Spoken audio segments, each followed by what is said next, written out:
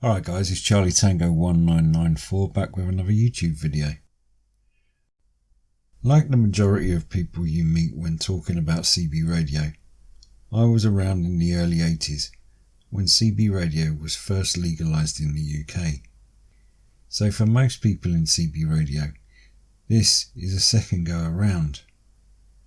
A lot of the rigs I review on this channel are from that early era of UK CB radio. But over the years, a lot has changed around the 27 MHz band. Since the early 80s, we've had the old CB radio channels expand from 40 channels to 80 channels, including deregulation on both AM and FM modes across Europe.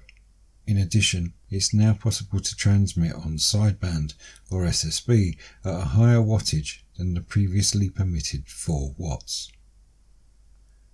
The CB radios of yesteryear bear little resemblance to most of the more up-to-date CB radios that are on the market nowadays, including multicolour LED displays, full menu-driven controls, and a raft of additional frequencies and modes. For most people who remember CB radio from the 80s, they will probably buy an old 80s rig from eBay, and this would be your start point back into the hobby. But what if instead of doing that, you opted to go for a brand new up-to-date radio that are available nowadays? So the idea behind the next few review videos is to look at, if you were just getting into the hobby, what sort of choices there are out there for new CB radios. What do you get in terms of features, ease of use, and how do they differ from the older CB radios? So the first rig I thought we'd take a look at is a CRT Xenon, since it comes in at just 50 quid and is a good first radio in terms of price and features. The Xenon is slightly bigger than the CRT one, which we've looked at on this channel before, and it's probably their highest selling model. The Xenon though has a number of additional features that are better suited for a mobile setup, since it's slightly bigger than the CRT one and consequently has a bigger display. When you first look at it, the first thing you do is notice the size. Even for a small older rig, this is very compact. The mic is also different to the older rigs, since it connects via an RJ45 socket and has button controls on the mic itself.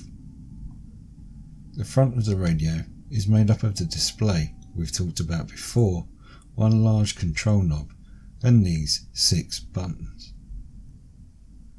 Turning the rig on and off is done by the knob, and it also is your volume control. Changing channels is achieved by the buttons on the mic.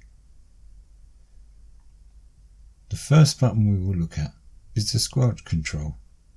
Pressing it once lets us adjust the squelch level by again pressing the buttons on the mic. The higher the number, the greater the squelch. Pressing the button again enables the new squelch level. We can also turn on automatic squelch by long pressing the squelch button. Now the display shows AQ. Pressing the squelch button again allows us to adjust the ASQ level using the buttons on the mic once again. The AF button below that enables us to shift between AM and FM, which is shown on the display, and then by pressing the button for a while enables key lock, which locks everything except the mic key.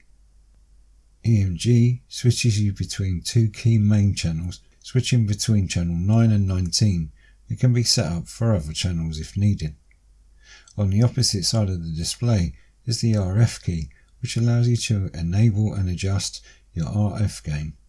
Next is the scan key, which can be controlled from the keys on the mic. The last key is the function key and enables you to select the different norms for the different frequencies for each country. You're able to select from 7 different norms, including EU, Poland, Germany, United Kingdom, Central Europe, and India. You can also long press the function key to get to a range of settings, including keypad beep, mic gain, squelch level,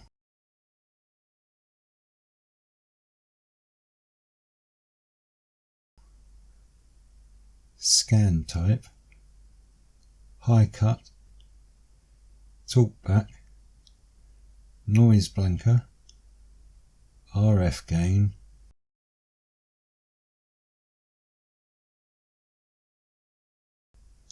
Roger bleep, backlight colour,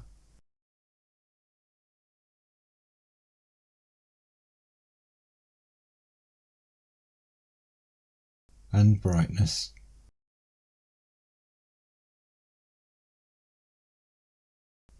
So for your 50 quid you get a lot more than you would have from an old second-hand rig, and it's a lot easier to use with just the mic. And with these extra accessories like the dashboard mount and cigarette lighter power supply, you could easily slip this in or out of any vehicle.